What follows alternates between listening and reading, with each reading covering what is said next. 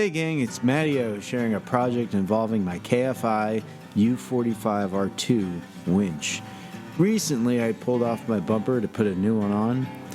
That was a project in of itself, and I encourage you to go check out that video. Lots of grinder action. But while I had the front apart, I realized it was a good time to conduct some deferred maintenance on my KFI winch. So I had bought this winch in 2019, shortly after I had purchased my Honda Pioneer 1000, and it really has been great to me. It's pulled me out of many a harrowing situation, but at some point early into my ownership of this winch, I managed to overextend the cable, and it actually came out of the spool. So in reseating the cable to the spool, I managed to route the cable improperly through the winch crossbars. As time went on and I used the winch, the force on the cable bent the crossbars and their fasteners. That being said, the winch has been functional with only a single crossbar keeping it together, and that's simply because the other two have bent to the point where they're no longer doing their jobs. While the quality of the KFI winch, I would say, is overall good, the supplied hardware, in my opinion, does leave something to be desired. And I'm not blaming KFI in any way for the situation I put myself in, but I decided to take this opportunity to upgrade the hardware on the winch and try to get it as close to factory fresh as I possibly could.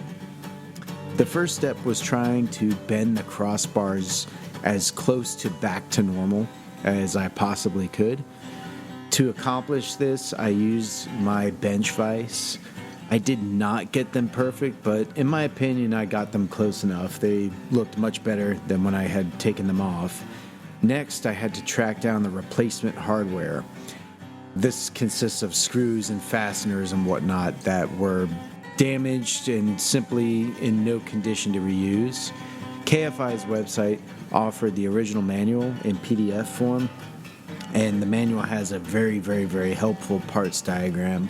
I used the manual to make a list of the hardware I needed, and then what I ended up doing, I ordered everything from Grainger, but I was not able to buy anything in small quantities. So keep that in mind. You could spend a lot of money like I did from Grainger, and now I've got extra hardware for other stuff, but you could easily take the list of parts to your local hardware store, and you, I imagine, could buy everything for under $20.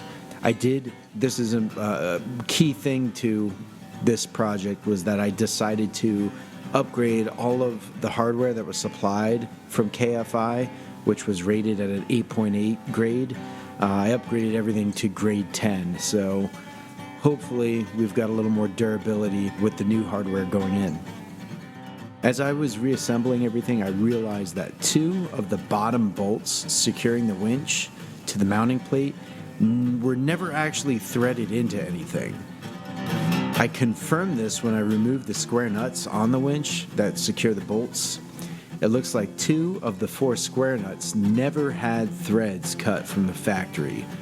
Now, I should have addressed this issue at the time of my original installation, but I did not. This left my winch connected to its mounting plate with only two bolts.